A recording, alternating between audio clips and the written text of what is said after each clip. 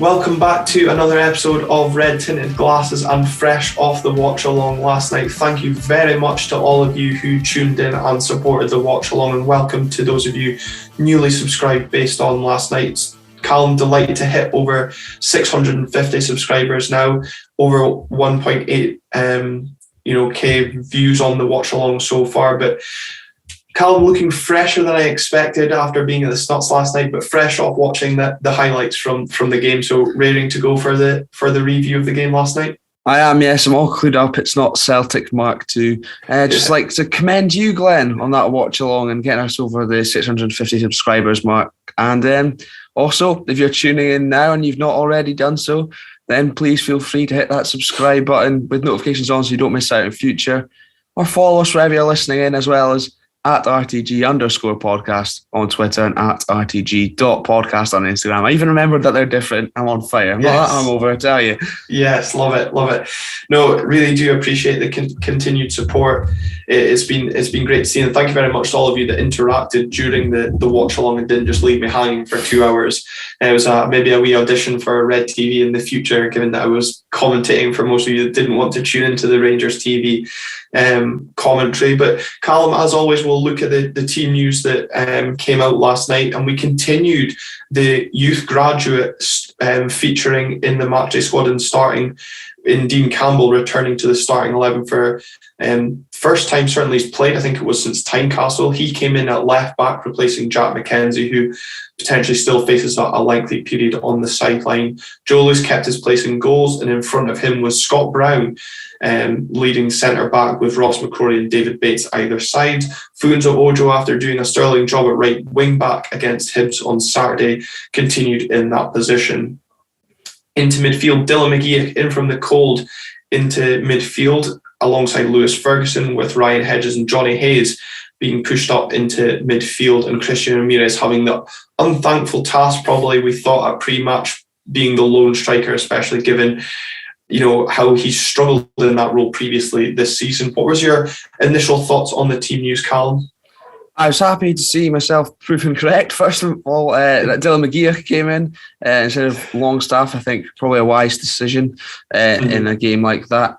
Dean Campbell, it was something I saw, even though he'd come in and played at left wing back before, so it was something I sort of hadn't considered. I kind of keep forgetting he is about, but he comes in and he puts in a performance wherever he's asked, really, now.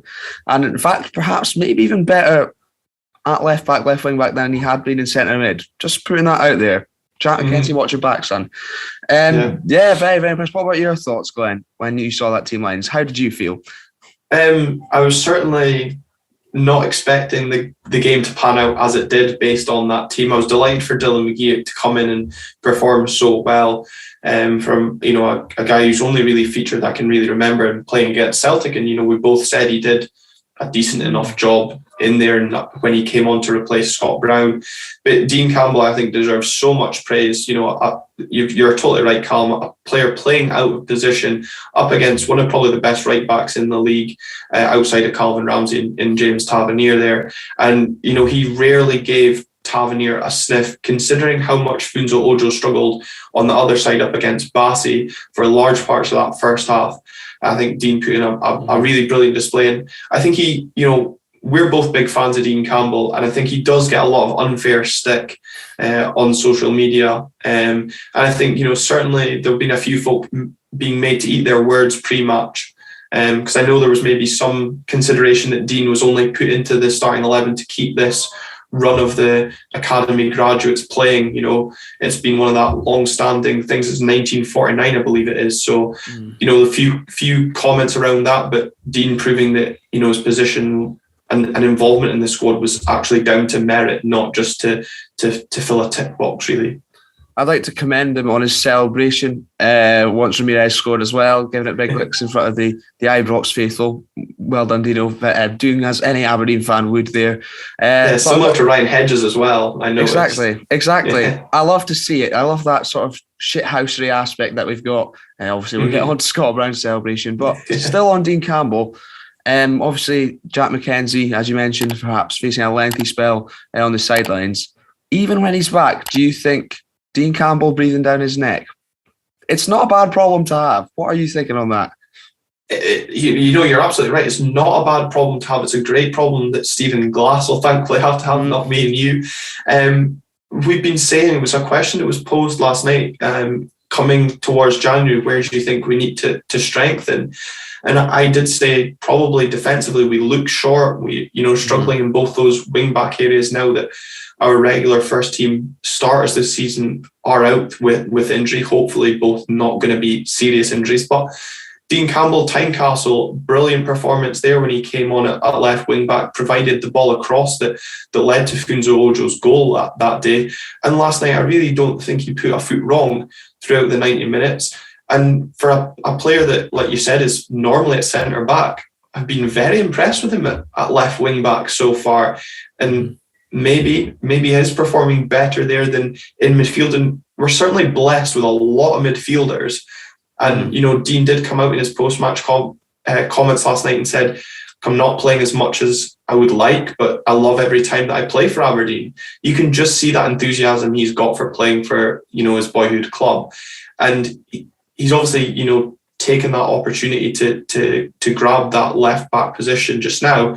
And look, if he keeps putting in performances, look, we can't, it's that performance he put in last night, if he continues to do that on a regular basis, there's no reason why, Jack McKenzie just walks straight back into the first team. And you think Dean Campbell will probably keep his place going into the Hearts game at left wing back? I don't see why you drop him going into the weekend's game. He didn't put a foot wrong, and credit to Johnny Hayes as well. I was again, probably those conspiracy theories about why you're putting Dean Campbell in at left back when Johnny Hayes has played there already this season. I thought he did a great shift last night. I've seen a few comments saying it's probably his best game since he came back to the club, but I put in a tireless shift. Okay, I think he went off with cramp towards the end of the game, but gave us a continuous out ball for trying to start the counter attacks as well. So I think the way that we set up last night definitely worked. A few issues for me still in defence, particularly on that right hand side, which I know we're going to come on to.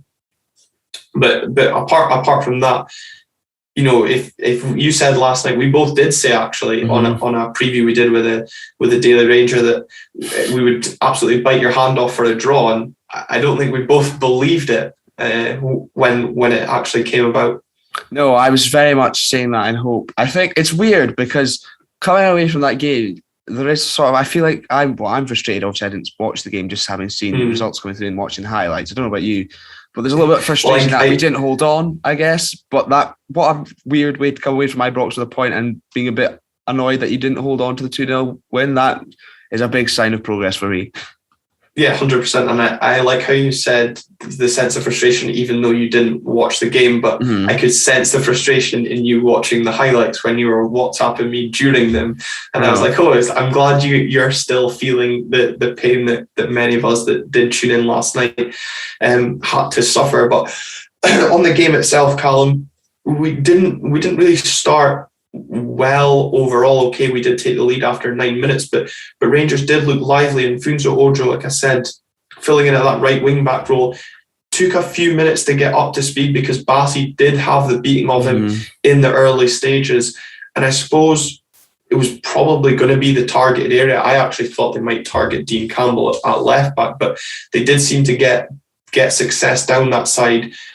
And the gaps between Ojo and Bates at times were really concerning. But other than an early shot, which Joe Lewis got down to save well, once Ojo got up to the speed of the game and managed to deal with Bassi, we looked a bit comfortable, but it was kind of the warning signs. And I think when we take the lead 1-0, we really have to commend the high press that we put on Rangers, who decided to play from the back. Great pressure and great skill from Dean Campbell and Ryan Hedges, I think, for getting that ball lofted into the air when he looks like he's slipping and sliding all over the place.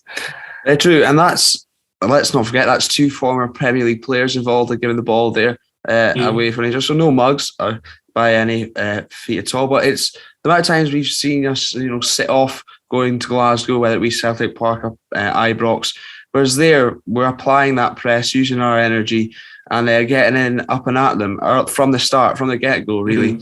And it paid dividends. as you say, well worked from Dean Campbell, a great ball in from Ryan Hedges. And I mean, Ramirez couldn't miss, which is the type of chance you like your strikers to get, especially at Ibrox. Because we said when we get those chances, we need to take them, we need to be clinical. And we were, for once. We were, absolutely. And, it was the first real clear-cut opportunity and we took it. And again, Dean Campbell does really well because on that watch-along last night, when he got to the edge of the area, I was screaming for him to hit that. But he had the presence of mind to slip in Ryan Hedges. And, okay, it could have gone terribly wrong, but Ryan Hedges loops that up to Ramirez, unmarked to the back post. And for any striker unmarked 6 yards out from goal, you're expecting that to find the back of the net, and the American made absolutely no mistake. And it was actually our first goal in 5 visits to Ibrox. And I was just looking back, because I did feel like that wasn't true, but when I looked back, I forgot there was 2 4-0 defeats, a 5-0 defeat, and a 0-0 draw thrown in there as well. So yeah, it is true. First goal in 5 visits to Ibrox, and I think we were stunned the fact that we took the lead, and more stunned when Scott Brown flies in with a diving header to put us 2-0 up. Just before we touch on that, I've just got a little joke I'd like to tell. A free header at the back post to an open goal for Christian Ramirez. You could call that the American dream. Sorry, I'm very, very sorry. Scott Brown, great quickly header. Tune off now. Please stay. Great header from Scott Brown, and my man Dylan McGee putting in a great corner. Thank God I called for him to go in, because that's obviously why Stephen Glass played him. Yeah, and what I liked was the call at the corner. It was like we were going through, sometimes you see, you're not going to like this because you don't watch it, but American football, you have the quarterback looking for the play call from the offensive coordinator, and Scott Brown was waving his hands at Dylan McGee. It was almost like there was a signal for the corner and it was ignored. Christian Ramirez was doing hand signals as well, and the ball was just dinked in, and Tavernier, obviously not thinking Scott Brown was going to pose any sort of threat, lets the man go, and no man on the post either as the ball sails into the bottom corner. And well worked, obviously. There was something planned for that, and great to see once again a corner routine paying off, and I'll let you take it away with the celebrations. Oh, goodness me, the celebrations were good. Great shithousery. Playing up to the pantomime villain, as per usual, Scott Brown. Very fitting that he scores on a return to Ibrox. Well, not return to Ibrox, but obviously not as a Celtic player. They'll have loved that, I'm sure. The 50,000 that were in attendance. And since you mentioned the NFL, also, thanks to the sports scene analysis after, you mentioned Tavernier perhaps losing his man. It was actually Connor Goldson basically setting a screen there for Scott Brown, meaning that Tavernier lost his man. I thought I'd get the NBA reference in there since Miami Heat beat Brooklyn Nets as well. Great night for Calum. Can't complain. What a lovely time we had. But yeah, no, Scott Brown, I think possibly the best centre-half since Willie Miller, just putting it out there. Brilliant man. Brilliant man. I love him now. Which feels, if you told me I was going to say that 2 years ago, even I'd probably have been sick in my mouth. But look at us now. And I think a few folk are maybe being sick in their mouth at that reference that you've just made as well. So I'm sure our comments and mentions are going to light up based on that reference. That's fine by me. Interaction. At least it's going to be coming towards you. But it was a question that was posed last night as well. And I'll ask you, do you think Scott Brown will continue at centre back? Also, I certainly think he will on Saturday against Hearts, but is that a place he could find himself featuring more often this season, and a possibility to extend his career further, maybe into next season as well? I think possibly. Certainly for the foreseeable, with Considine still out for now and Gallagher injured too, and us having minimal options to say the least. But he it does seem to be suiting him. He's got legs around him, as well as being able to now use his experience, his leadership, and guide an inexperienced back five, I suppose you could call it, through the game. It seems to be suiting him massively, which I will admit, when he went into the back four, back three, I suppose, initially against Hibs, I was thinking, oh God, this could get bad. And thank God Doidge wasn't playing, because I think he might have been bullied a little bit. But it seems to be suiting him. And as you say, perhaps the legs aren't quite required as in centre midfield, which I think has been a question posed of Scott Brown, whether his legs have gone. I think it could suit him a lot, and continue to be able to read the game, use that experience, lead from the back as well. I don't see why not. It's not something I'm against. Anyway, what about yourself?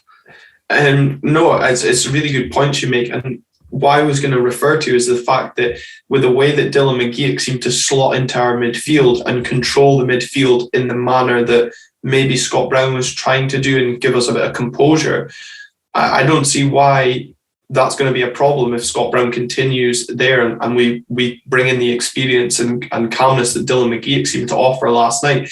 Again, similarly to what we said about Dean Campbell, I know one performance doesn't mean it's going to be the same carried through the rest of the season, but what we would like to see is that level of performance from those players mentioned continue for a period of time and prove their worth in those positions. But certainly based on last night, I would have no qualms about Scott Brown filling in at centre half as long as Dylan McGeouch is that replacement in the middle of the park, because I think what we saw from him last night, like I said, calmness, getting himself in front of the ball, trying to do the dirty stuff sort of in midfield. But even on Scott Brown at centre back, listening to Ross McCrory on Red TV last night coming out and saying the fact that all the boys look up to Scott Brown in that dressing room. They know he's a leader. And I actually think Ross McCrory is possibly even benefiting playing alongside Scott Brown in that defence, because last night and similarly against Hibs on Saturday, I actually think Ross McCrory is beginning to improve at centre-back or left-sided of centre-back, despite how critical we've been in the past of him. I think so. I think, last season we saw him mainly deployed as a midfielder, obviously filling in elsewhere when needed. But primarily this season, he has been a centre-back. I think there has been questions asked. He's looked solid at times. There has been shaky moments, I think, especially on the left-hand side, as you've correctly pointed out. But he does seem to be becoming more at home. He definitely had probably his best game there, in my opinion, that I've seen against Hibs. 100%, and that's no mean feat, especially given the right hand side that they've got, and given the fact he was with Funso Ojo at left wing back at one stage and things like that as well. So it's been very, very makeshift, but he does seem to be giving us that sort of not only calming influence, but he's a true battler in there. I think he loves that side of the game too, which also, playing alongside Scott Brown will only be enhanced, I'm sure. Yeah, certainly love that side of the game. Certainly, so the game developed yesterday. His battle with Alfredo Morelos continued. But for as well worked we did with both goals, we once again capitalised on a Rangers mistake. Johnny Hayes again with an excellent press, and the ball developed into well worked on the left hand side. And Dean Campbell fed the ball into Lewis Ferguson with a brilliant opportunity to, you're only probably 18 minutes into the game to feel like kill the game and make it 3-0, but it was a brilliant pass back into John McLaughlin's hands. He's got to do better with that opportunity, doesn't he? Yeah, I think he just doesn't quite connect with it, unfortunately. As you say, though, very, very well worked. Good pressing from Johnny Hayes. If we'd gone 3-0 up, it would have been total bedlam. I don't know. I think there would have been a lot of even more sore heads in Aberdeen today, but unfortunately I think he just doesn't connect with it properly, doesn't strike it cleanly, and it makes for a relatively easy save for John McLaughlin, unfortunately. Yeah, I think I'm not sure if he's caught in two minds on what to do with the ball, but maybe just doesn't hit it cleanly enough and it just trundles back harmlessly into McLaughlin's hands.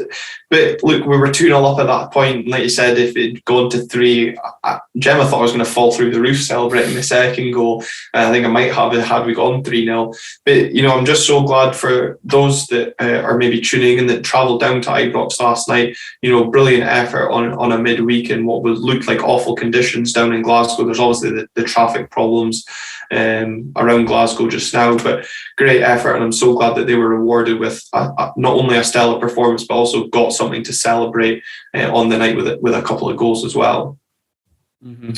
Unfortunately, though, Aberdeen couldn't hold out for a long period after going 2-0 up. Alfredo Morelos grabbing his 101th goal for Rangers, pulling one back from a free kick that you're saying is not a free kick, Calum. I am saying it's not a free kick. I'm also going to question the fact you said 101th instead of 101st. I think we're just taking video about here and doing something fucking ridiculous and fucking up. I said 101th last night as well. Oh, right. So you're not learned from your mistake. That's good. Soft free kick in my book. We'll move quickly on for you there, Glenn, after I pointed it out. Soft free kick in my opinion. I think he won the ball. I'm not saying John Beaton is corrupt. I think he does have a questionable past. I will say so much. I just think the referees in Scotland are just genuinely like not good enough. Right. And then when you've got like sort of nearly 50,000 Rangers fans or Celtic fans or wherever you may be, sort of baying at you all for the same decision, I think they just probably crumble. So just instead of being corrupt, I think they're just crap and spineless. That's more the issue. We still didn't cover self in glory. Once free kick's gone, once it's given, you've got to defend it. Unfortunately, David Bates, I think, caught underneath the ball again, becoming a bit of a concern. Hopefully he can benefit like McCrory from playing alongside Scott Brown, that experience in there. How many times can we excuse it? He's not up to match sharpness yet. There's only so long to go on.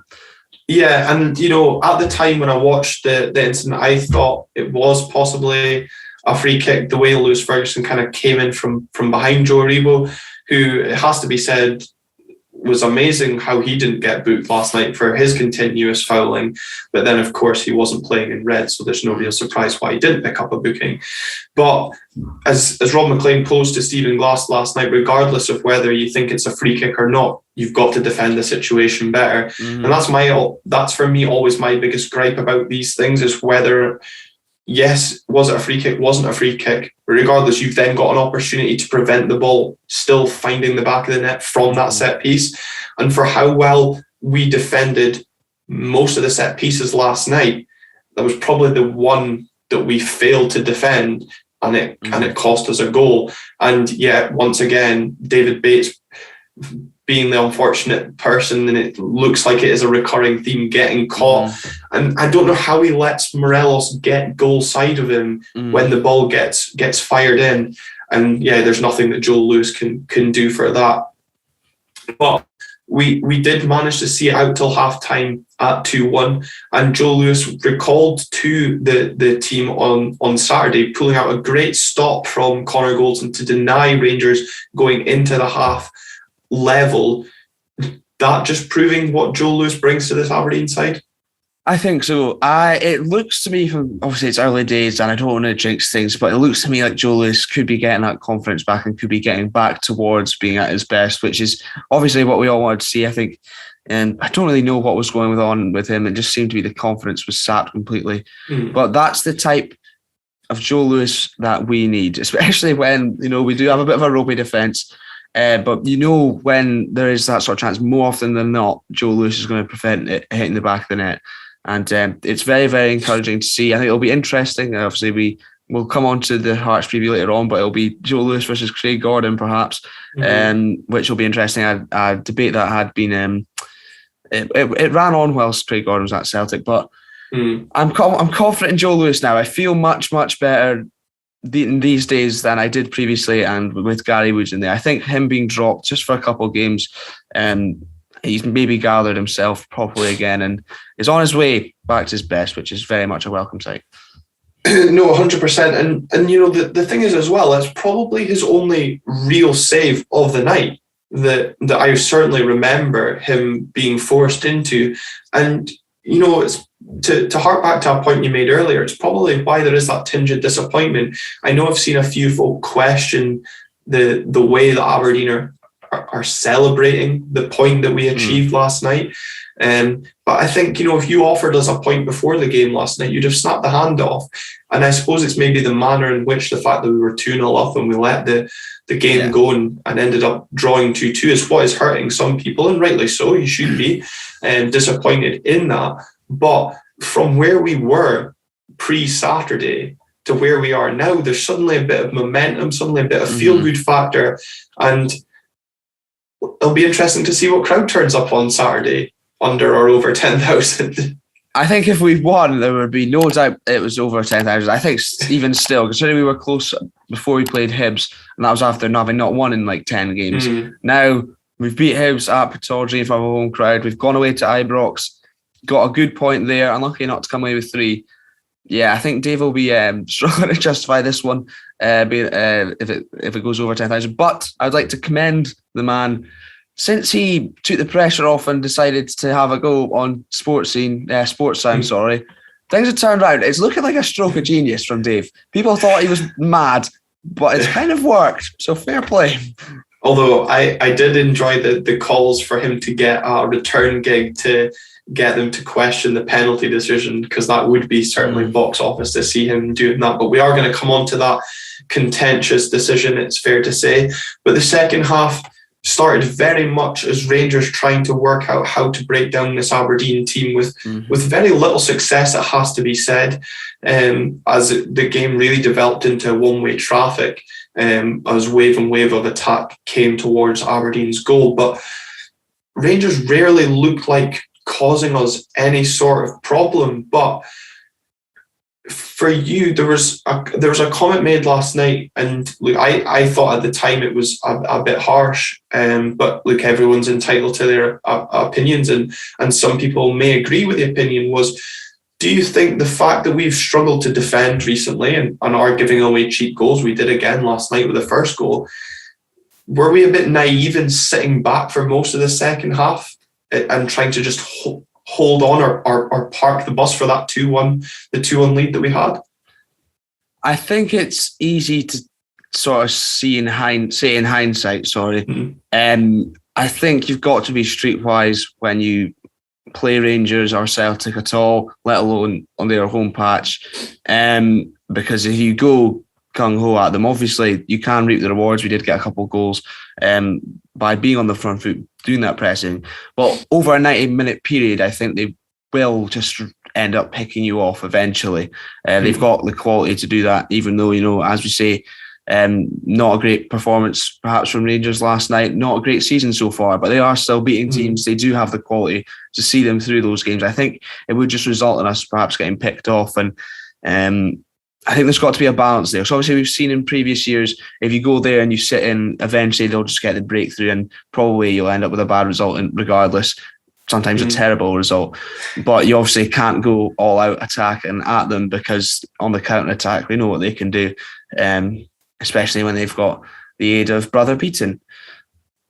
Yeah, exactly. But look, I think it's a fair point that was made, and look, we don't disagree with everything that comes in, and it's a good talking point at the end of the day for us to discuss, because other people might share that opinion that we were too defensive.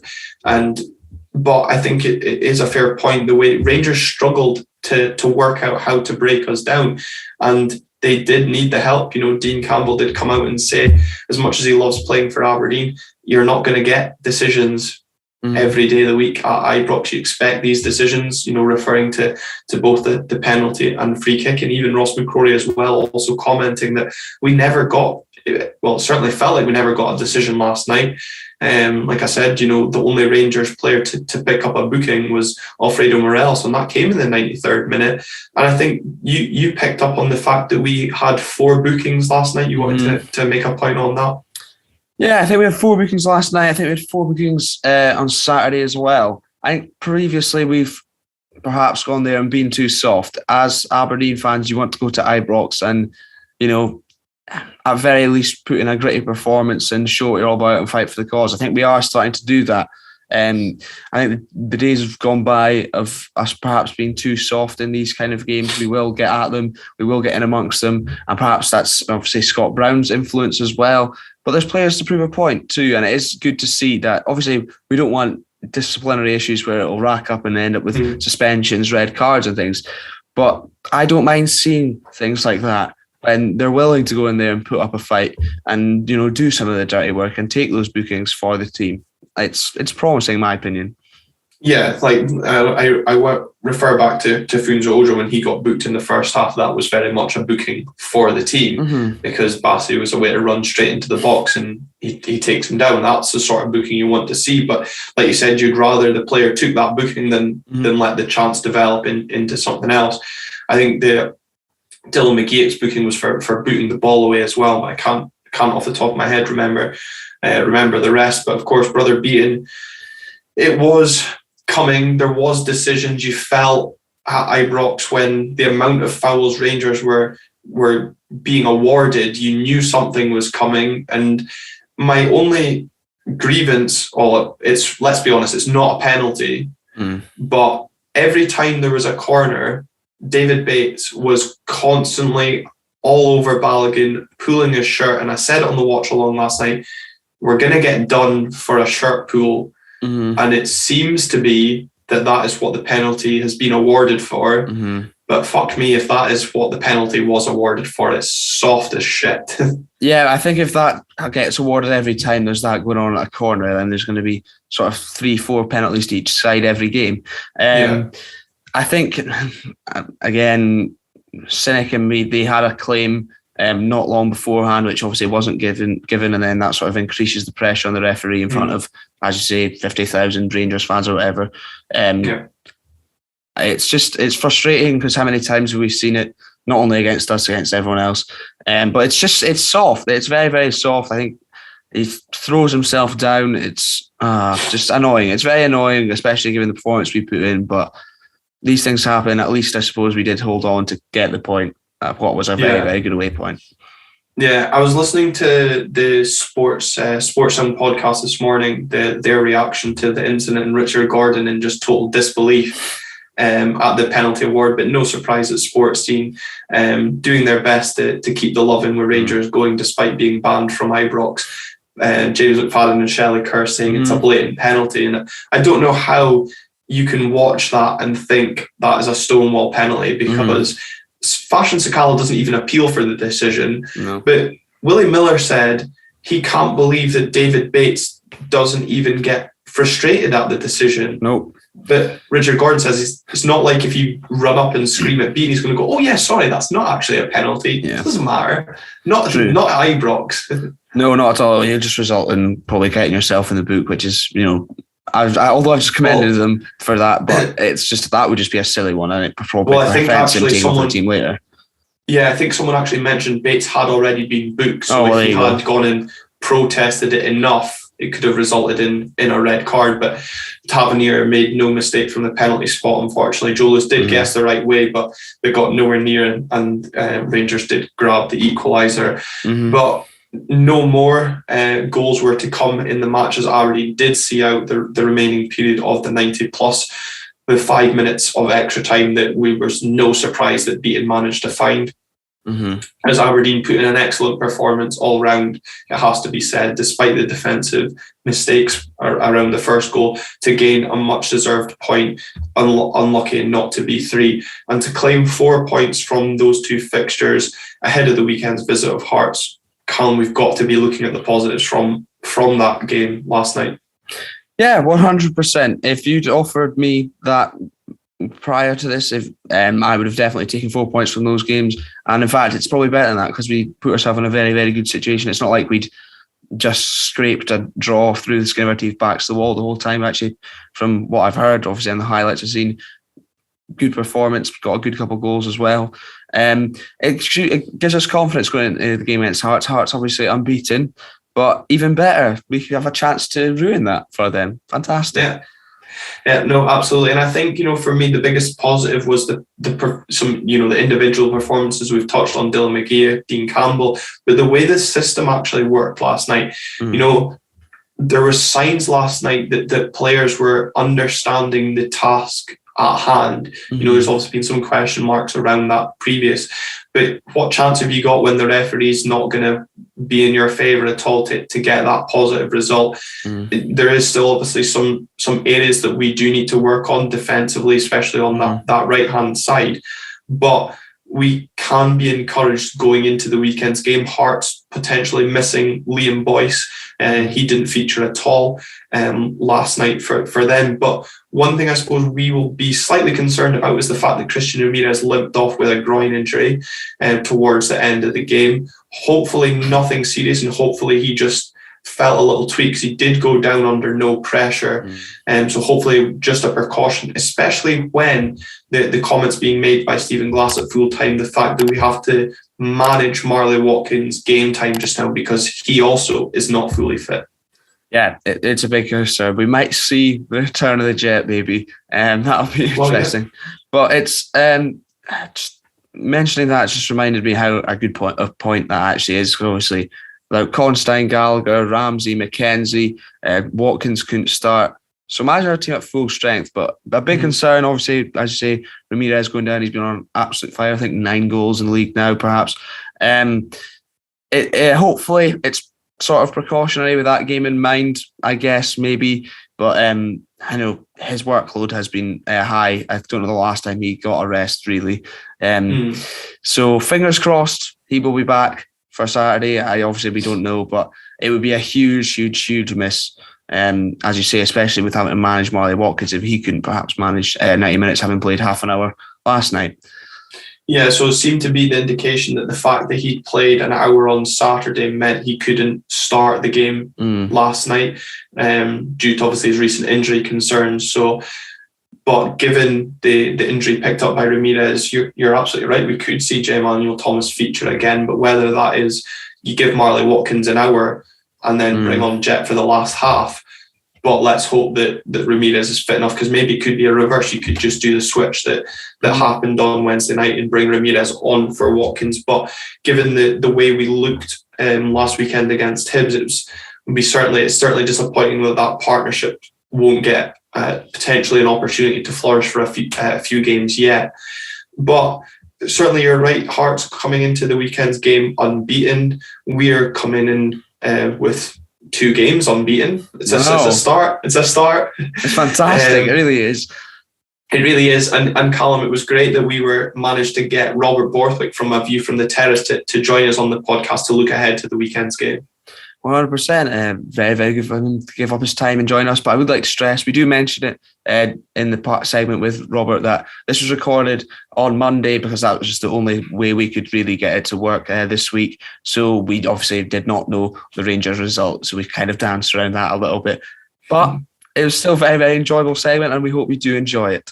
Okay, welcome to A View from the Terrace contributor Robert Borthwick to Red Tinted Glasses. Robert, welcome to the show. Thanks very much, guys. Thanks very much. Always happy to go on to opposition fan podcasts. I'm sure this will be a great laugh.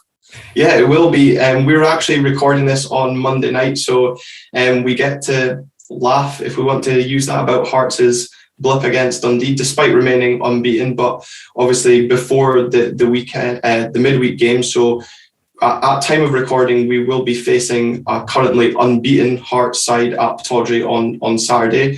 Robert, what we want to hear from a Hearts fan such as yourself is how happy have you been with Hearts' start to the season and the recruitment that you've done over the summer? Obviously, Benny Beningame coming in being a big talking point in your midfield alongside Devlin as well.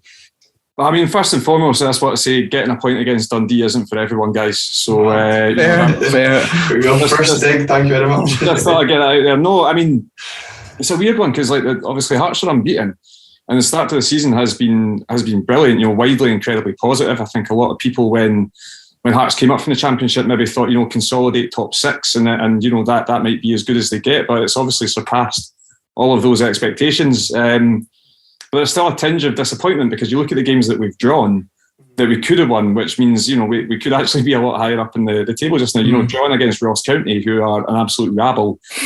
Drawn against Dundee last week. Drawn against Hibs, could have won that game. I think the draw against Aberdeen was a pretty fair result. I think it was a game of 2 halves and one each was fair enough. But yeah, it's been widely positive. We're playing some great stuff. Playing some really nice football. We had 19 shots on goal against Dundee at the weekend. We could only score 1, so obviously that's a bit of an issue at the top of the pitch, and we couldn't finish the game off. But it has been really positive. And like you say, the 2 guys you mentioned, Benny Beningame, who I believe the story goes, we approached Everton, or his agent approached us and said he's available, and then we approached Everton and said, all right, how much is he going to cost? And they said, you need to pay out the last year of his contract. And we're like, we don't really want to do that though. Can we just like pay less? And they're like, all right, pay half of it. And we're like, we don't really want to do that. And they're like, fine, just have him for free. So we got him for free on a 3-year deal. And for me, Saturday aside, it was actually his poorest game against Dundee. He gave the ball away a couple of times. He was probably at fault for Cummins' goal as well. But that aside, he's been magnificent. Like, genuinely, I think one of the best midfielders in Scotland. He's just so cool on the ball, but he's also so quick to get to the ball. So he makes a lot of interceptions, makes a lot of tackles, starts a lot of attacks. And alongside Cammy Devlin, who we signed from Newcastle Jets in Australia, they've just become this really sort of, it's a midfield 2, but it feels like a midfield 3 because they're just absolutely everywhere at all times. They've both got energy to run all day long. But the recruitment generally under Joe Savage has been fantastic. Getting in guys the calibre of Beningame and Ben Woodburn. Barry Mackay has been brilliant since he came in as well. He's been really, really good. He's displaced Mackay Stephen, who started the season really well, but Mackay's just sort of taken it to another level. So, no, the recruitment's been fantastic, and I think that's shown in the results and the fact that this 3-4-3 system that we play is so solid, and it's, even though we're playing it every single week, teams haven't really figured it out fully, how to play against it. So, yeah, things are positive. I'm conscious that we're recording this before we go to McDermott Park, and we've not won there in the league in over 10 years. And we've not won there at all in 90 minutes in over 10 years. So I'm not too sure about this. So I'll make the most of us being unbeaten at time of recording, and then we'll see how it goes. Well, like I said, we're recording this before a trip to Ibrox, so we're getting the good things out of the way before possibly the bad. But it's been one of those things. And I think the thing about Hearts' recruitment is probably, Calum, we were big in the recruitment in the summer. Christian Ramirez coming in has probably been the person to make the most impact. Declan Gallagher, obviously picking up that injury at the weekends, not really kind of hit the heights he was maybe known to at Motherwell as well. But when we see what Hearts have done in terms of their recruitment, do you look at that in a bit of envy, or do you think we just need that time to click? I think maybe I'm saying this from an optimistic standpoint, that maybe it will take a little bit more time to click, and we will get there. I think it is very impressive how Hearts done, and particularly taking Devlin coming across from Australia as well, sort of similar in a sense to Ramirez, and testing out something completely different. I'll stick with the optimism that I've mainly been having this season, weirdly, despite the recent run of results, and say that we will eventually click. I think obviously before Devlin went off in the injury, perhaps looking better in a 3, in the centre of a 3, as we've seen him play for Scotland, obviously in the run up to the Euros, in the middle of the 3, perhaps probably some of his best performances. So hopefully we can sort of get that sort of level out of him.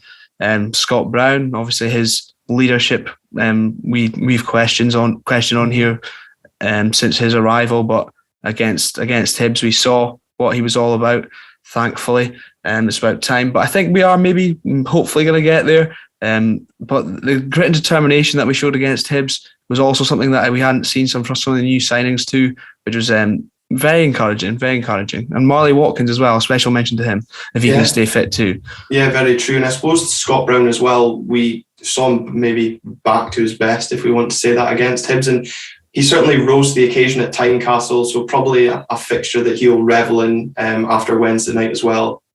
All providing he stays fit and doesn't get himself sent off against Alfredo Morelos.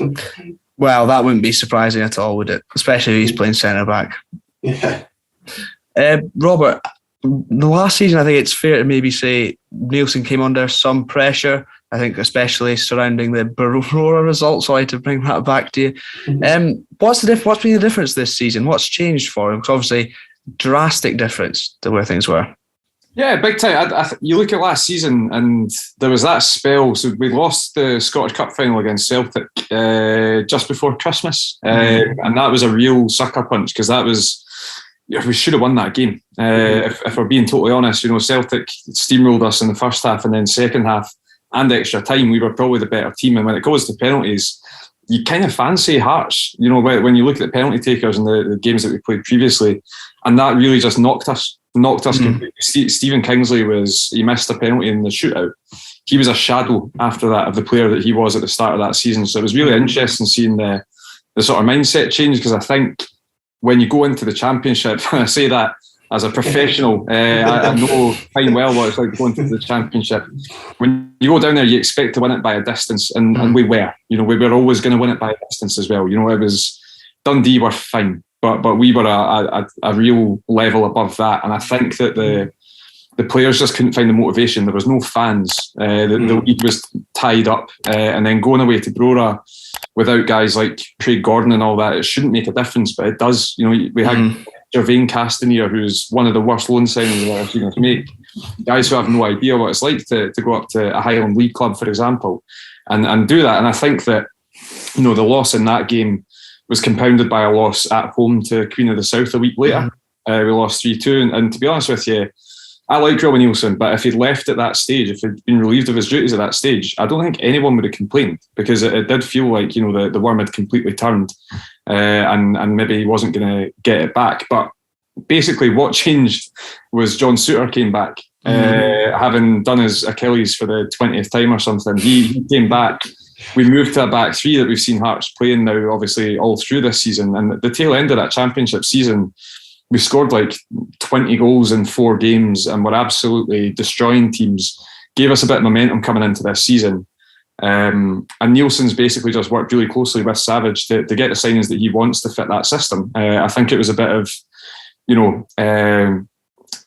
round pegs and square holes a wee bit previously, trying to make these players fit. But now every player knows what they're playing, they know what they're doing. And Nielsen showed the last time he was Hearts manager, he's a very capable manager in the top flight. We finished third, and then when he left, we were in second place. So, he knows how to get a team winning. It's never the sexiest of football under Robbie Nielsen, much like he was as a player. I think very, very functional a lot of the time, but we have seen, good football sort of breaking out this season as well. So I think Nielsen's never going to win a section of the Hearts fans over, because for some reason he's just never going to be good enough. But I think that generally speaking, the Hearts fans are very, very happy, as you would be, at starting a season unbeaten, second position, and going at it like that. So I think, he's bought himself a lot more credit in the bank than what he did this time 6-7 months ago, when there was fans showing up in the middle of a pandemic to protest to get him out. That's how strongly people felt about it. But I'm delighted for him. I never want to see a manager fail, and he's no different. So seeing him sort of excelling and doing well is really positive. And I'm sure, as you guys have probably learned quite recently as well, asking for the manager to change after he's been so involved in the club for so long isn't always the best thing to do. I don't know what you guys' thoughts are on the old Stephen Glass situation, but you know what I mean. Fans are very fickle. I think Hearts fans especially are always really quick to try and get that change. And I think Craig Levein obviously didn't help that. He was in the post for way too long. But that was maybe just a cautionary tale rather than, what should be expected every time.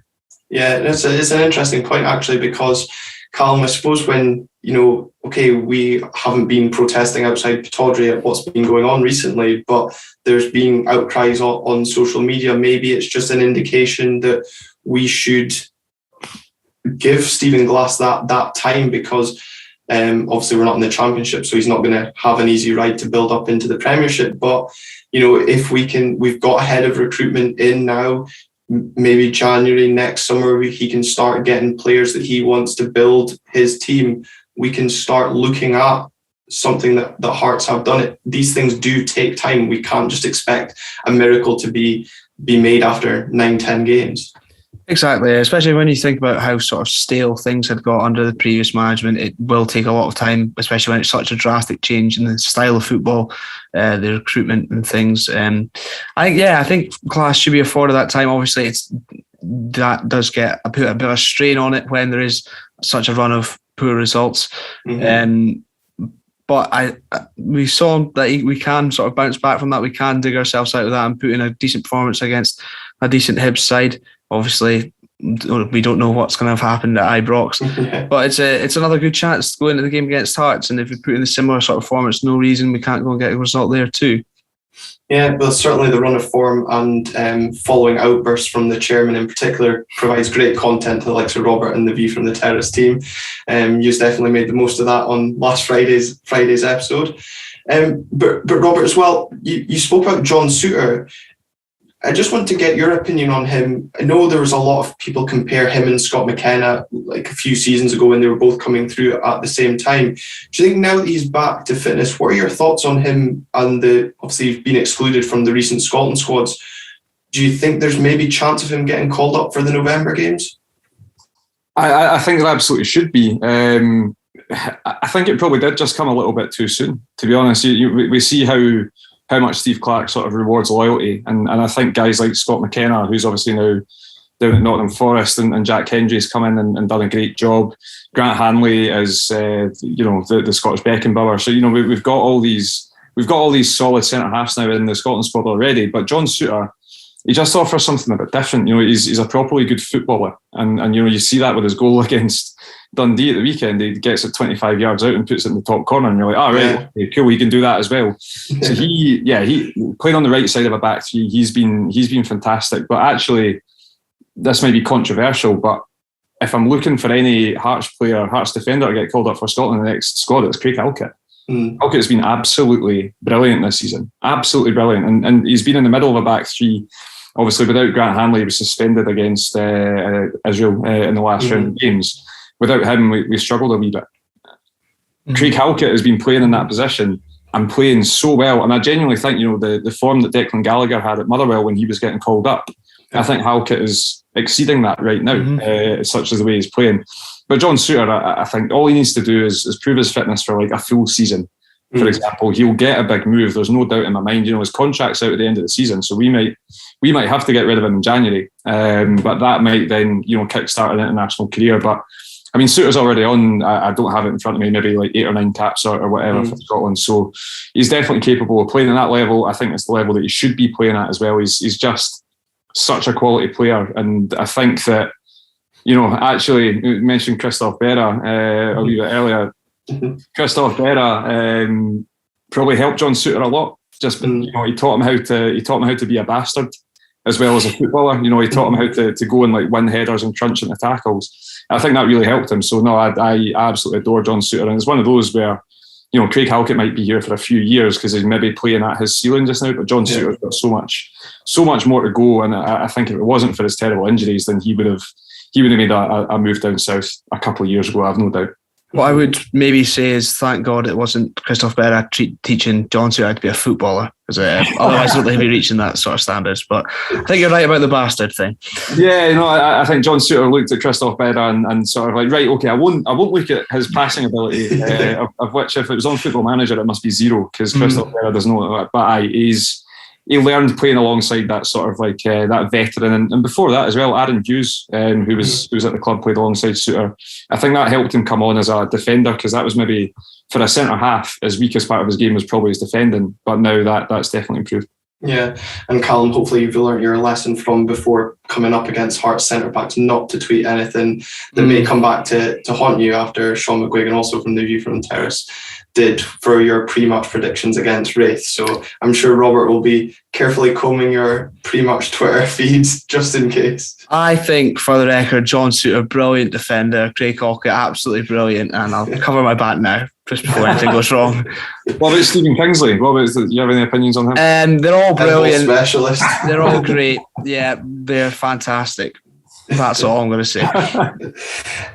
Robert, on the game itself, Hearts have obviously, Tynecastle's always seen as a bit of a fortress, dropping points against Dundee there on Saturday. But away from home this season, you've only kept 1 clean sheet, and that was against Dundee United. You mentioned the Ross County result earlier. I think the St Mirren game was maybe a bit of a struggle from what I saw online from Hearts fans. Do Hearts change their shape or tactics away from home compared to what they do at Tynecastle? So we changed it against Ross County. We changed it to a back 4, and it went as it went. We conceded 2 Blair Spittle goals. We could have conceded more. Craig Halkett didn't look settled because he was playing in a back 4. He wasn't playing in a back 3, and it really, really changed the way that we played. We essentially played like 4 at the back and then 6 up front, and that's kind of how we went for it. We just properly went for it and created so many chances, but at the back we were really, really leaky. Against St Mirren, it was kind of an easy game until the last 15-20 minutes, and St Mirren then just started piling forward. We changed to a back four and St Mirren came into the game, but Liam Boyce had already made it 2-0 by then, and Shaughnessy scored right at the end, so you couldn't really say much about it. The game against Dundee United was probably our most accomplished away performance of the season. For 65 minutes in that game, we absolutely battered them. We played some great football. Craig Gordon did make some really good saves, but saves you'd expect him to make. And then Nondwe came on and sort of scored a goal in the last minute to make it that bit more comfortable. But in terms of the way we play away from home, I think that we trialled that against Ross County, and I don't think we'll ever do it again because we let go of so much of what we're good at. Playing with wing backs, getting them two guys who are solid defensively but can get forward in Alex Cochrane and Michael Smith, and allowing our defenders to play in their best positions, which is John Souttar on the right, Stephen Kingsley on the left, and Craig Halkett in the middle of a back three. And it helps the forward players as well. You've got Liam Boyce can play as a number 9 or a number 10. He usually plays as both at the same time. I'm a bit worried because he's injured. He injured himself against Dundee, so I'm now petrified, because he's a massive, massive part of this team, a huge part of why we're good. So I'm a bit scared of that. But no, I think for the games against St Johnstone and Aberdeen this week, I think we'll stick to 3-4-3, because stick to what you're good at. If it's not broke, don't fix it.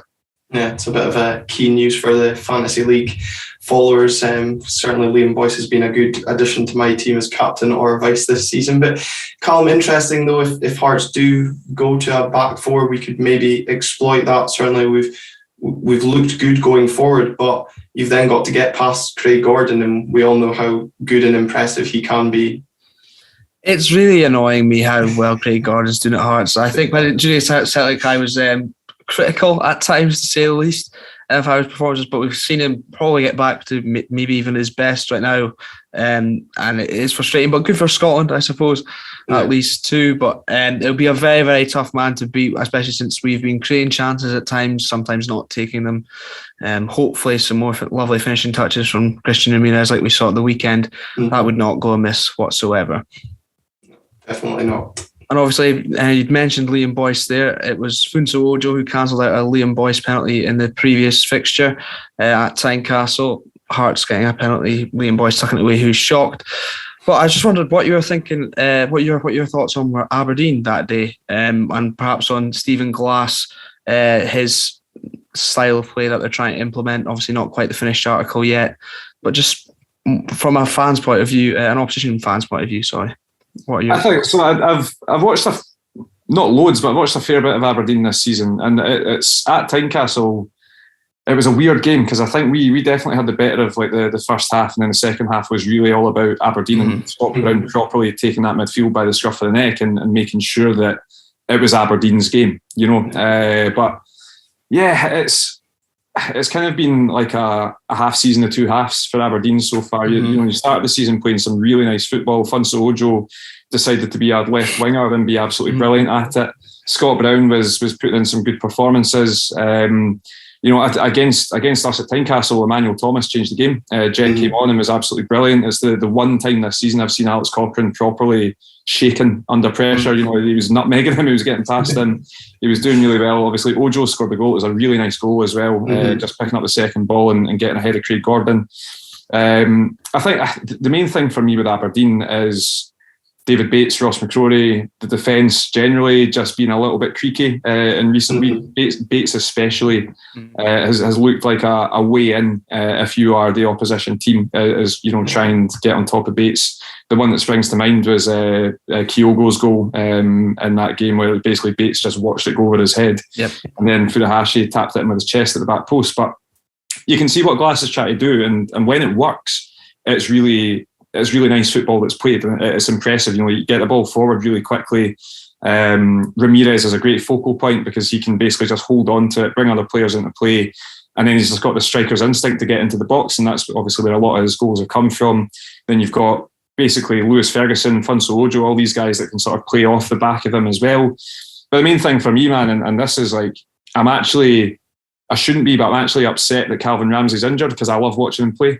I think he's absolutely brilliant. I really, really it reminds me of Aaron Hickey coming through at Hearts. You know, this 17-year-old boy who is excelling in a team that is maybe underperforming from where you expect them to be, but he's still this guy that's getting all these assists, putting great deliveries into the box. Still has some learning to do defensively, but you know, so did Aaron Hickey at that time as well. So yeah, there's a lot to like about this Aberdeen team, and I think it's, you know, the last few weeks have been obviously really, really tough.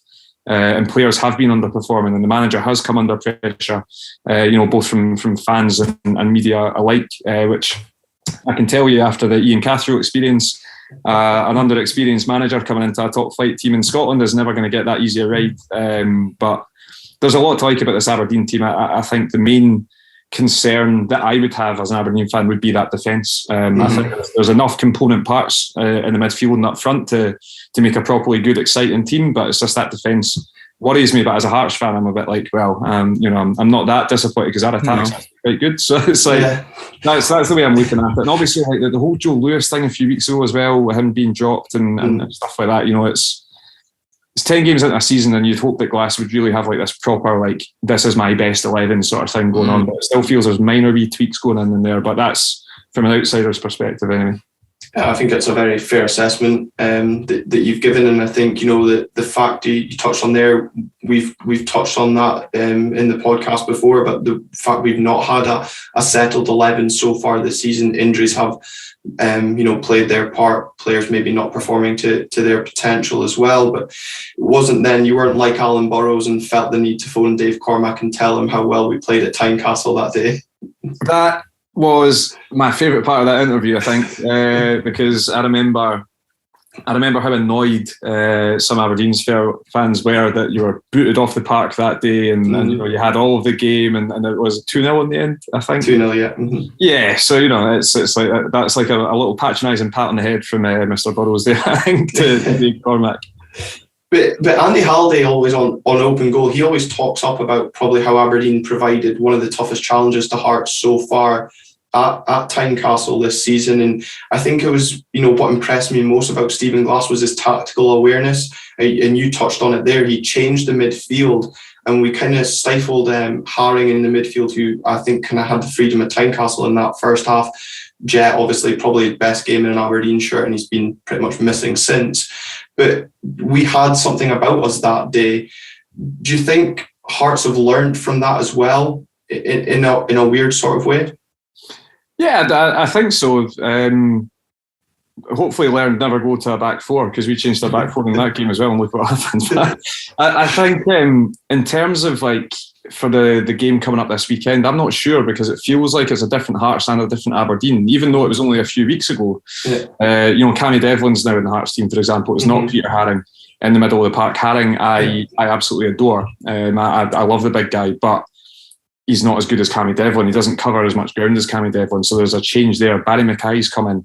He wasn't in the team at that time. You know, there's changes to both sides, I think, in the way that they play. So I don't, in terms of learning, I think learning generally about this season, definitely. And, you know, if the opposition changes it, for example, in the midfield, then what can we do to sort of stifle and stymie that? And we've done that previously. We did it against Celtic in the first game of the season as well. They put 3 men in the midfield, so we brought Haring on, and then we got the winning goal. So, you know, there's wee things like that. But I do feel like, you know, Christ, when was it? It was like September, that game, wasn't it? It was like it feels like two different teams now that are going up against each other. Aberdeen, that they were still in decent form at that time. You know, they were still getting results. Funso Ojo was you know, scoring goals and doing what he was doing. I think it was just off the back of Aberdeen going out of Europe. But it's like two different teams now, and it's weird because whenever it's Hearts versus Aberdeen at Tynecastle, the home team rarely loses, and it's the same at Pittodrie in reverse. So it's, you know, if the first game was a draw, I wouldn't put it past this game being a draw as well, to be honest. It just kind of, it's got that feeling all over. You know, I think if Aberdeen can get a positive result, even just a positive performance in that game against Rangers that's coming up on Wednesday, that could be a huge propellant for them as well.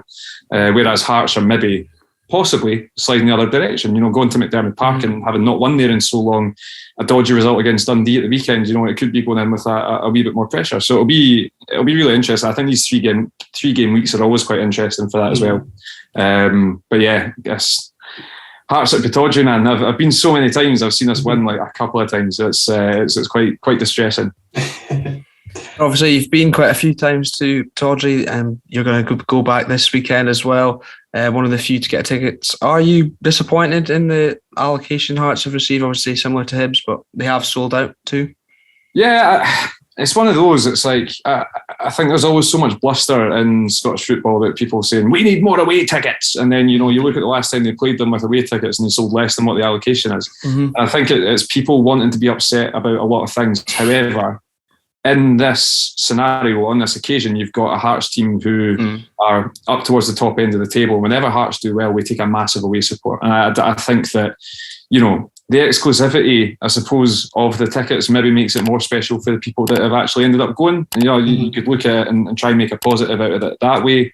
But there's always going to be an annoyance, when demand is not sort of reached by supply. I think there's always going to be that wee bit of upset. But I don't mind that. See a few seasons ago when Hearts, just for a laugh, gave Hibs half the stand at Tynecastle instead of full stand.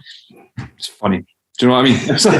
If you can annoy the away team in any way that you can, then I don't see an issue with it. So I'm not that upset by it, but I can totally see why people would be angered. I suppose they want to go to every game, especially because Hearts being good is a very few and far between experience, and you do want to see that firsthand. And Aberdeen's such a great away day as well, so it's like you can kind of see it, But yeah, I think a lot of the time it can be a little bit of bluster and people wanting to find ways to be upset.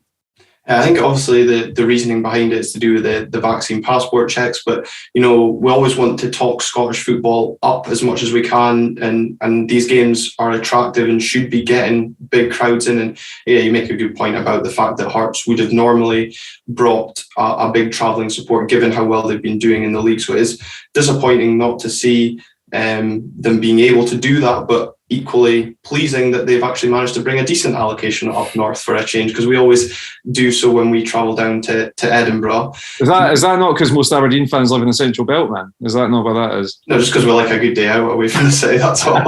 Only thing we're happy about. Now, Robert, you talked up your on View from the Terrace, you like to talk up the chances of Hearts. You and Joel in particular have been revelling in the start to the season. But also on last Friday's episode, you both thought that Hibs would win to 0 against Aberdeen. So I'm just going to get that in there, that you were both wrong in that instance. But how confident are you for this weekend from a Hearts point of view? First of all, I've never been so happy at being wrong in my entire life. I'm absolutely, I've had a couple of Aberdeen fans messaging me and I'm like, I can't bother. I was delighted that Aberdeen beat Hibs. For this weekend, I'm confident we can go and get a result. I don't see why not. The league table doesn't lie all that often, and Hearts are in a much better position than Aberdeen are right now. They've recruited well. They've got a settled starting 11. I think that's the last 3 or 4 games now. Hearts have had the same starting 11 going into each and every game. You're looking at 2 teams who are maybe at different parts of their journey this season. Aberdeen are maybe looking to try and find their feet, and I think obviously a win against Hibs is a great way to do that. They will take loads of confidence, obviously, being back at Pittodrie against Hearts as well, and looking into it that way. But I don't see why Hearts can't go and get a positive result. If that's 1 point or 3, I see no reason why not. I think right now Hearts have a better squad than Aberdeen, is my opinion. And when that happens, and if you play to your game plan, then I don't see why you can't get 3 points at the end of it. So, I'm never like the sort of guy that will be like, yeah, we're going to go there and beat us 4-0. Like, I'm not that guy. It'll always be sort of quiet optimism.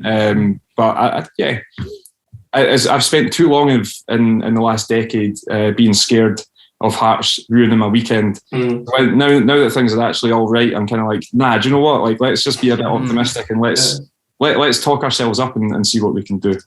I think it's interesting, and certainly your point about the squads will attract a few comments. So for those of you watching on YouTube, make sure you're commenting whether you're agreeing or disagreeing, depending on who you're supporting. Let us know on Twitter at RTG_podcast as well. But it's interesting because Calum, our friend Bruin, he actually compared Hearts' squad to, the squad of Derek McInnes in our prime in 2015-16. I don't know, Robert, is that something you maybe see kind of similarities of? Quite a settled squad throughout? I think settled is the way to look at it. And I think that you look at the recruitment of McInnes for so long was quite domestic. It was a lot of players signed from, England, Ireland, all that kind of stuff. And I think you can kind of see that with Hearts, but that's more been forced by Brexit than anything else, to be honest. Yeah. But no, I can totally see that. And I think that it's, if you want to be realistic, and I hate doing this, you're never looking really at anything better than third in the Scottish top flight. And that's really annoying, but it's kind of the way it is. And I think that right now, between Hearts, Hibs, Aberdeen, Dundee United now have done it as well. You've actually got 4 teams there who have got really good squads. And it's about making them all gel and making them all fit together. And I think that right now, Hearts and Dundee United have done that the best and have done that the quickest, and they've maybe adapted to it quicker than Hibs and Aberdeen have. But we see it in Scottish football all the time. Aberdeen could go from now until February unbeaten. And that is not out of the question. You've seen teams go on. I'm seeing your face there, but you've seen teams go on these mad runs before, and Aberdeen have definitely done it in the past. And you're talking about that 15-16 team. Even prior to that under McInnes, there was properly. I know Rangers weren't in the top flight, right? And I'll get that out of the way. But you've seen that teams are capable of going on great runs of form. Hibs are definitely capable of that. Hearts have already shown that's 10 games unbeaten now that they're capable of doing that as well. So I don't see why not. And I think that it's only a good thing because Celtic are stuttering. Rangers haven't been convincing. They're still winning, but they've not been convincing in their performances. And I think that makes for a more entertaining league. And I think that Aberdeen, like I was saying, with the players you've got at your disposal, again, the defence worries me, but the players you've got at your disposal, generally speaking, is so capable of making a run that high, that high up the table and trying to sort of muscle your way back in. So yeah, it's an interesting season lying ahead, I think. And this opening round of fixtures has really shown that. And I think that the fact that the teams are so bunched together can only be a good thing. Yeah, no, it's some good points raised there, and I think Calum, we're not really in the bunch yet. We're sitting on the outskirts because, as Robert says, things maybe haven't clicked for Aberdeen yet, and I maybe don't agree fully that we'll go unbeaten until February. It'd be great if it happened. I mean, what a load of positive podcasts we'd have coming our way if that did happen. But it was a point that was mentioned by Robert earlier, Calum. If we may or may not get the result on Wednesday night at Ibrox, but if we can put in a bit of a positive performance, we touched on this in the Hibs review. The game on Saturday against Hearts is probably where we want to view that as the place for us to really kick on now and keep that momentum from the weekend against Hibs going, albeit, as Robert says, we're really going to have to wait and see what defence turns up for Aberdeen. Will it be that steely defence against Hibs, or will it be that leaky defence that we've seen in pretty much every other game? Well, if we've got enough players to cobble together any sort of defence, that'll probably be a miracle by the time we've got through the game at Ibrox. I think you're right in that. Well, the game at Ibrox, I think if we get anything from that at all, even just a good performance, even if we lose, and show that sort of determination and things that we had against Hibs, and not in that run of poor form, then that is a positive thing to take. And going into the game against Hearts, I would agree. Well, in what Robert's saying about Hearts' squad gelling, I think maybe we've not seen that with ours yet, but I suppose we have had a lot of recruitment in the summer, big changes. I maybe wouldn't agree that Hearts squad's perhaps better than ours. I think this is arguably one of the better Aberdeen squads we've had in recent years. I just think it's getting it to gel, getting it to work in the style of play, and the defence, to be fair. But the three at the back did look promising, even when it wasn't even 3 defenders. It was McCrory, Bates and Brown in the middle.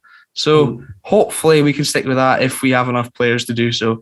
And Funso Ojo, you complimented him playing on the wing earlier at Tynecastle. You'll probably see him at wing back at Pittodrie this time, and he performed very, very well there against Hibs, to be fair. Yeah, I feel our mentions are going to go a bit crazy when this episode gets released about who's got the better squad, but Listen, I will run it down player by player right now if you want to, and just say that every Hearts player is better because I'm a Hearts fan. But bring on the comments. I can't wait. And I can't wait for you to be defending it if the result doesn't go that way when you're back on View from the Terrace a week on Friday, since you're not on this week.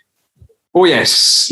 I love setting myself up for a fall. You said you weren't going to do it, and you've just done it, so it's perfect. It'll either put egg on your face, or we'll be the ones that look silly. And Callum, we know what one's likely to turn out going by our most recent episodes. Yeah, we're used to it. We'll probably end up looking silly. We're well practiced now, really. Yeah, absolutely. And Robert, it'd be amiss to have you on the podcast. It's obviously been great that you've come on and joined us and given us a great insight into Hearts, but it would be amiss without getting you to mention A View from the Terrace, a staple diet for many Scottish football fans, a Friday night on BBC Scotland. You guys started out as a podcast as well, and now found yourselves on BBC Scotland. Just how crazy is it how much the show has grown and how popular you guys have become?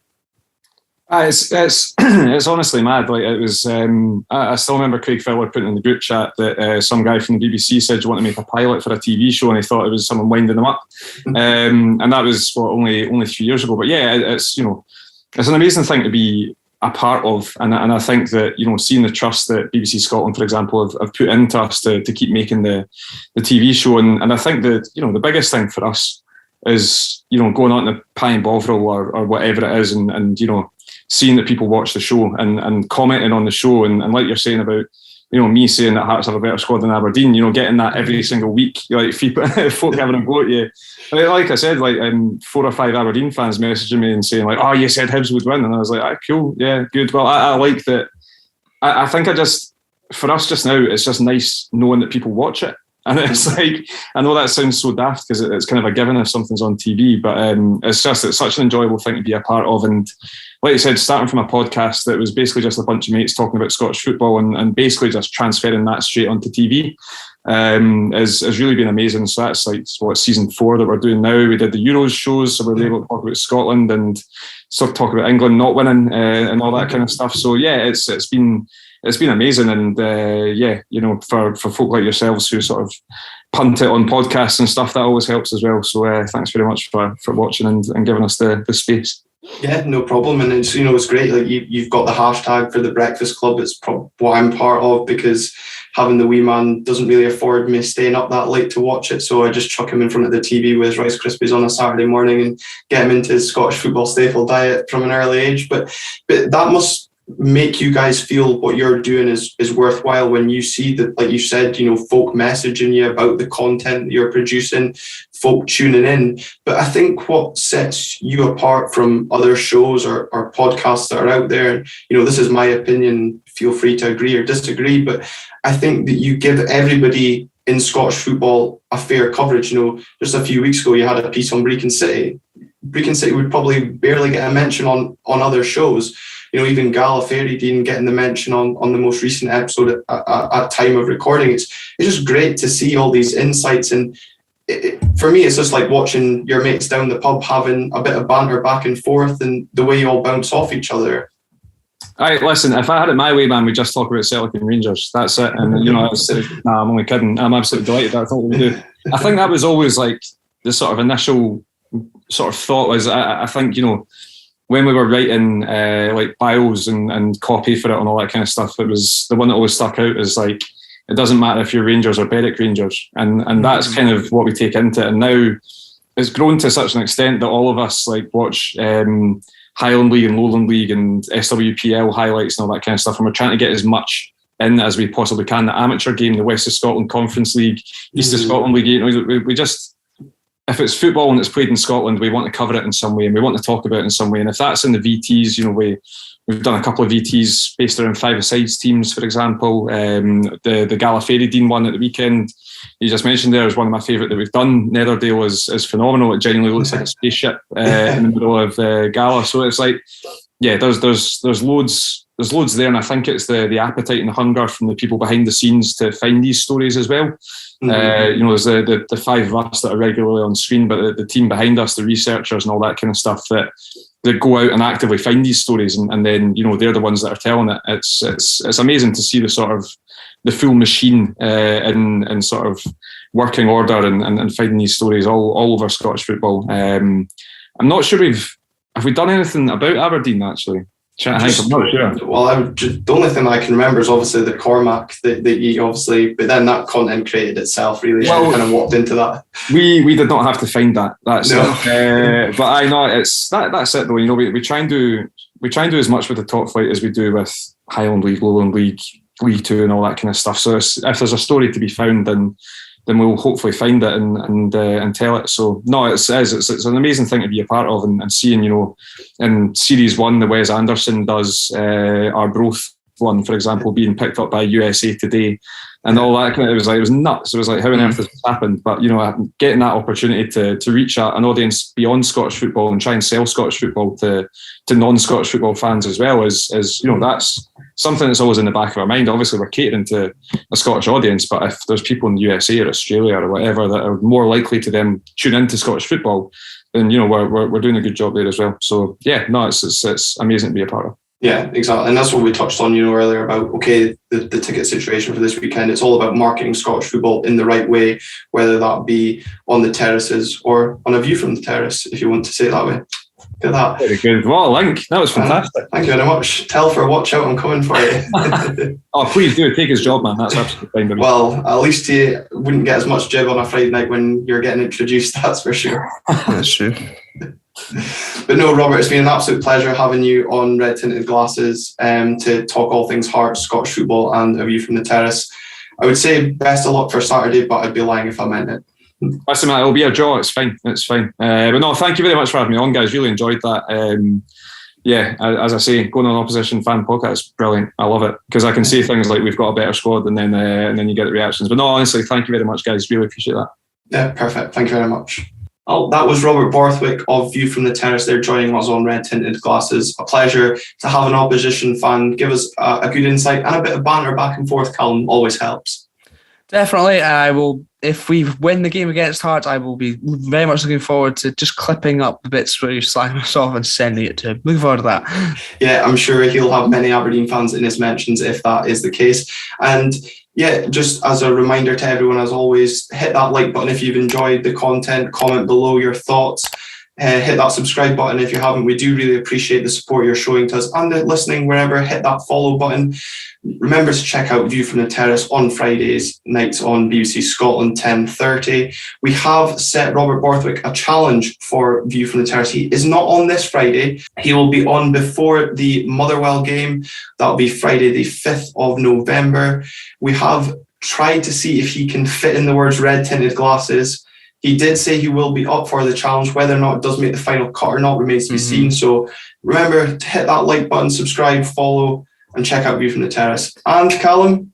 Yes, if you fancy checking out some Football Manager content as well, I am back on my personal channel making regular videos, and I promise to stick to it. You can find that via the end screen, or the link will be in the description if you're watching on YouTube. Or if you're not, if you're listening in, you can just search Calum Wright on YouTube and you'll find it one way or another. If Football Manager content is your thing, as I said, thank you very, very much for tuning in. We hope you have enjoyed it, and we'll see you, or you'll hear us next time.